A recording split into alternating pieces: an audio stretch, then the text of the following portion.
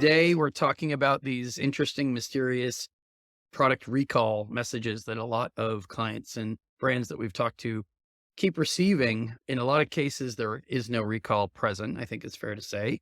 And it's bizarre that they were reading that message. And in other cases, it looks like it might be an abuse tactic. So, first off, if you have your products being recalled, isn't there an agency or a government notification? When I worked at Amazon, I would process some of these notices that these agencies would send to Amazon. Hey, there's a product recall.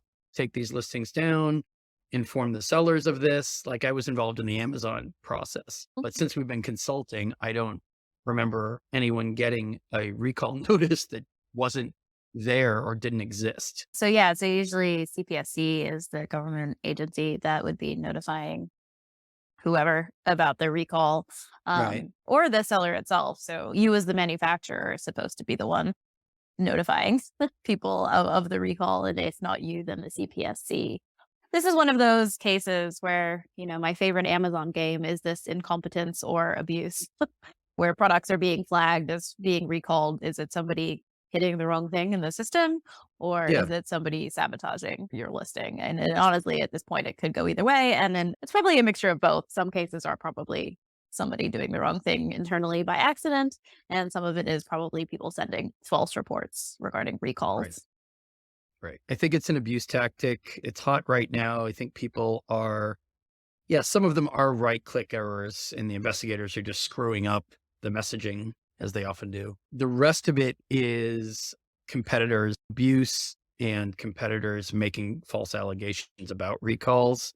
This is kind of a theory I'm working on since we've seen so many of them. We are in the thick of it in November. So, of course, we're looking for black hat tactics and abuse all over the place because that's what this month unfortunately is all about for a lot of brands, defending themselves and fending off these attacks.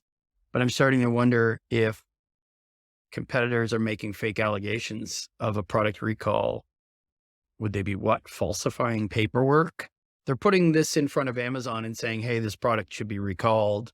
And for some reason, I think Amazon's believing that and then taking action against their competitor. I mean, what are the odds that that's actually what's happening? I mean, I think it's probably a little bit more involved than that, having reported safety concerns about products to Amazon myself. Right. Just Of telling them that course. something is unsafe doesn't usually result in anything. It usually takes a little bit more work than that. Sure. So I think it probably is more involved, but I mean, we are certainly seeing it. We're seeing it too often now, I think, for it to just be user error internally. And particularly this time of year, whenever we see a spike in anything that seems a little bit odd, chances are it's an abuse tactic.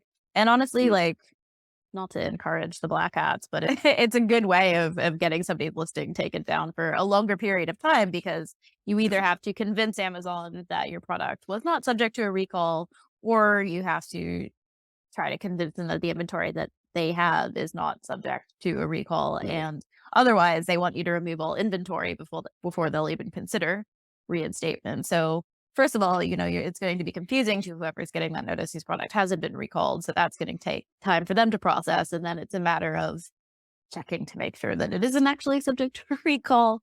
Well, And then getting documentation that says that it is not subject to a recall, which if you're the brand owner isn't that hard to get, because it's really just you're sending in a it's just letter, to be, but yeah, certifying that it isn't subject to recall. But if you aren't the manufacturer, or Amazon doesn't accept that letter immediately, Amazon then expects you to remove all inventory before they even consider reinstatement. So it's potentially can slow somebody down for more than a day. That's getting that that's reinstated. what it's about. This is Right. to create disruption and to distract the competitor from selling and marketing and running ads and doing all the things they do to win sales from the black hat seller. And Well, it's very yeah, and I effective. think similar to any sort of notification that somebody gets that doesn't make sense, I think a lot of sellers' knee-jerk reaction would just be to send an email saying, "This wasn't subject to a recall. What are you talking about?" And, Mhm. that's not going to get you anywhere with Amazon. So just that back and forth of Right. like, "No, you're wrong. No, we're right. No, we're not." Like that Right. Of that would slow a course. lot of sellers down, not realizing that they do Right. need to provide that letter certifying that it's not Of subject to a course. recall. Your, as a brand, your attackers know that Amazon is going to send you copy and paste gibberish, Mhm. worthless messaging. and that they're not going to read, you send them. Like, they're counting on there being friction and back and forth Right. when you try to appeal it. They know, I mean, this is what the fake IP complaints are about. It's the same exact thing, right? Oh, I'm going to take my own copies of your images and put them on the internet somewhere and then claim that you stole Right. my photos. Like they don't think it's going to work forever, but they're just trying to get you down for Right. as long It as sounds like a possible. circus. It is a circus, but Mhm. it works because Amazon is so slow to understand these concepts and so behind the curve. And by the way, I wouldn't worry about encouraging or discouraging black hats. I mean, fraud and crime is their profession. So Yeah, I know. I they're just always sometimes looking I'm like, for, I don't want other yeah, people to know, you know? no, they're already, first of all, they're already stress testing and trying these things out Mm. before they become a thing. Then there's a second round. I mean, we can have another episode just about black hat operations in terms of how they think and what they're after. But it's pretty obvious. Then a tactic works and they share it around their, masterminds and their BS groups and their little fraudster shows. I have had cases where it is actually just like confirmed user error on Amazon's Yeah. part where they just like sent the wrong template. That's what I said. Yeah. Well, that's what I meant by a right click error. Like they're just sending you the wrong damn thing. Right. But But then we've seen it so I've many also had times. people internally on the phone with seller support saying that somebody internally had also like accidentally marked the product as Right. subject to a recall. Oh, But of there are course. No, definitely user error issues. that goes without saying. That goes But without saying. Amazon could always, we don't assume it's black hat attacks. We just observe what we see. Suddenly there's a spike and we start interpreting it just so everyone knows how we work. But the errors on Amazon could easily respond and say, sorry, we sent you a message about a recall. There is no recall. Sorry about that. I mean, that is extremely common, whether it's a right click error or a one-time right click error is possible, or it could be a group of sellers who got the wrong message too. So the first step is identify which basket this problem belongs in. Is it an attack? Is it abuse? When you're talking to account health reps, make sure they're really sharp and on the ball and with it in terms of, was this just a mistake? Was it an error? Because reporting it as a complete and total Amazon mistake is one thing. Reporting abuse and demanding that Amazon step up to the plate and prevent abuse while fixing your listing and reinstating you, those are two different things and two different approaches. yeah, and it's unfortunate because you don't necessarily know it's Yeah, what it is.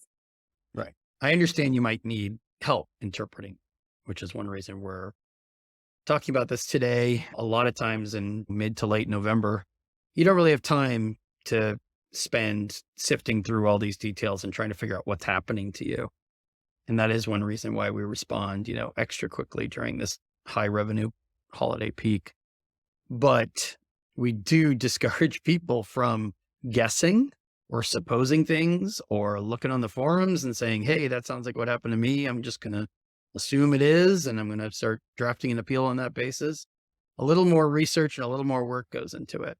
Yeah, and I should Um, also mention as well, these are handled by the product compliance team, not seller performance. So the usual 3-part plan of action with root cause, immediate step, future prevention isn't actually what they're looking for here. The compliance team aren't really they don't want a plan of action. They Good just point. want documentation and proof that the product is in fact compliant.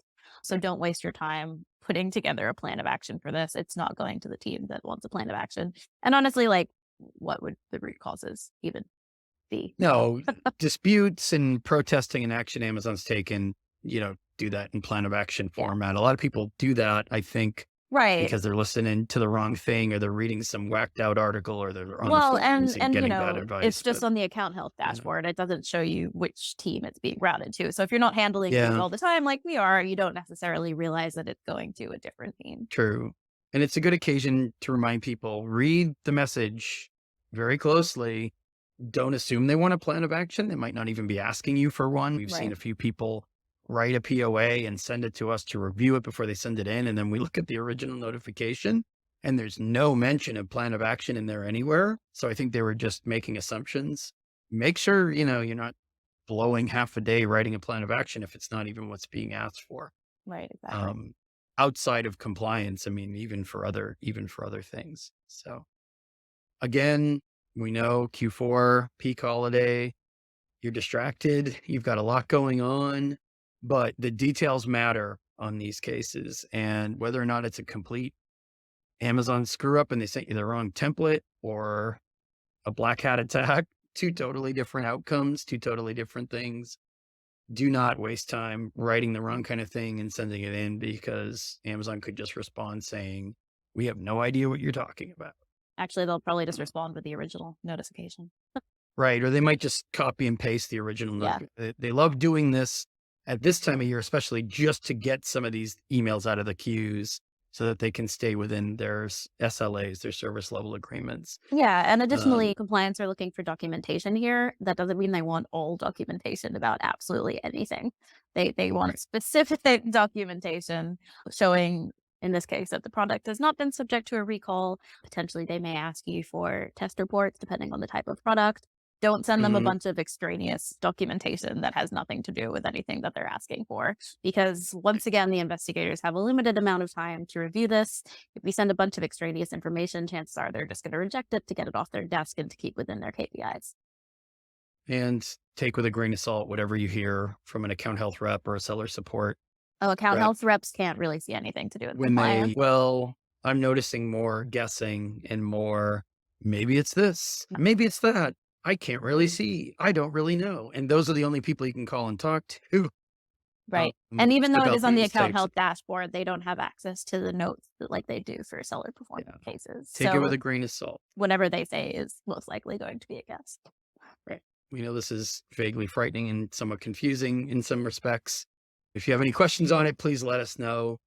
Thanks again, Leah. I'll talk to you soon. Thanks, Chris.